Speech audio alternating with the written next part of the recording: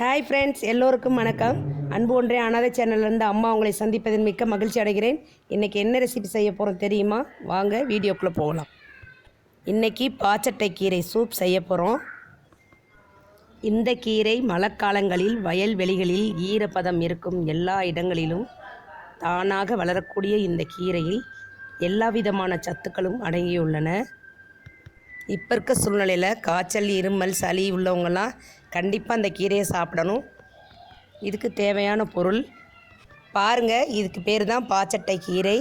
இந்த கீரை எல்லா இடத்துலையுமே வளரும். நம்ம வீட்டுக்கு பக்கத்தில் தண்ணியெல்லாம் ஊற்றுறோம் பாருங்கள், அந்த இடத்துல தானாக முளைக்கக்கூடிய கீரை தான் இந்த கீரை. ரொம்ப நல்லது உடம்புக்கு. பசலைக்கீரை மாதிரியே இருக்கும். இது அவ்வளோ டேஸ்ட்டாக இருக்கும். பருப்பு போட்டு கடையலாம், சூப் வச்சு சாப்பிட்லாம். கடாயில் கொஞ்சமாக எண்ணெய் விட்டுக்கங்க. 1 ஸ்பூன் ஜீரகம், 1 ஸ்பூன் சோம்பு, நறுக்கிய இஞ்சி துண்டு 4 பீஸ், வெள்ளைப்பூடு 20 பல், மிளகு 1 ஸ்பூன், உப்பு தேவைக்கு ஏற்ப, மஞ்சத்தூள் 1 டீஸ்பூன், பட்டை 1, பெருங்காயம் சிறிது, சின்ன வெங்காயம் 10 பல்.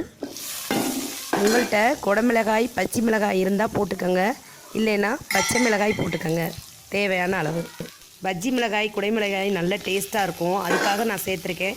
இருந்தால் போட்டுக்கோங்க, இல்லைன்னா வேண்டாம். 2 தக்காளி பழம் சேர்த்துக்கோங்க. எல்லாத்தையும் நல்லா வதக்கி தான் நல்ல டேஸ்ட் கொடுக்கும், அதுக்காக தான். பச்சையாக போட்டால் எல்லாத்தையும் வெளியே எடுத்து போட்டுட்டு தான் குடிப்பாங்க.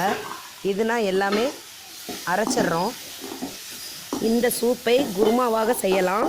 நாம் இதோட அரை மூடி தேங்காய், கொஞ்சம் கரம் மசாலா, 1 ஸ்பூன் பொட்டுக்கடலை சேர்த்தால் குருமாவாக செய்து இட்லி, தோசை, சாதம் இப்படி எல்லாவற்றிற்கும் சாப்பிடலாம். நமக்கு தேவையான கீரையை இதோட சேர்த்தாச்சு. இந்த கீரை நீர்ச்சத்து அதிகமுள்ள கீரை. மட்டன் குழம்பு மாதிரி வேணும்னு நினைக்கிறவங்க மிளகாய்த்தூள் போட்டுக்கலாம், குழம்பு மிளகாய்த்தூள். நல்ல சுவையாக இருக்கும். இந்த வீடியோ உங்களுக்கு பிடிச்சிருந்துச்சுன்னா லைக் பண்ணுங்கள், ஷேர் பண்ணுங்கள், சப்ஸ்கிரைப் பண்ணுங்கள். மறக்காமல் பெல் பட்டனை கிளிக் பண்ணுங்கள், கமெண்ட் பண்ணுங்கள். நல்லா வதங்கிருச்சு. இப்போ இந்த ஆற வச்சு நம்ம மிக்ஸி ஜாருக்கு மாற்றிடலாம். பாருங்கள் இதோட கலரை எப்படி இருக்குன்னு. இதை நம்ம குக்கருக்கு மாற்றிடலாம்.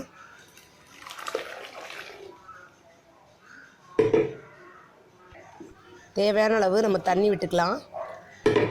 கொஞ்சமாக முழு கீரைகளை அதோடு சேர்த்துக்கலாம். குக்கரை மூடி 1 விசில் வச்சிடலாம்.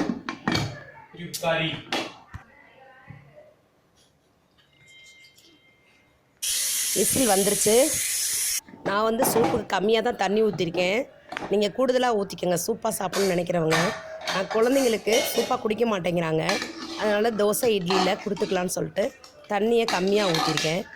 அதனால் எனக்கு கொஞ்சம் கெட்டியாக இருக்குது. தண்ணி இன்னும் கொஞ்சம் சேர்த்துக்கிட்டால் சூப்பாக குடிச்சிக்கலாம்.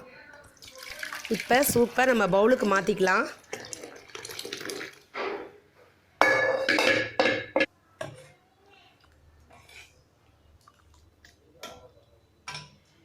நாம் இப்போ இதை டேஸ்ட் பண்ணி பார்த்துடலாம்.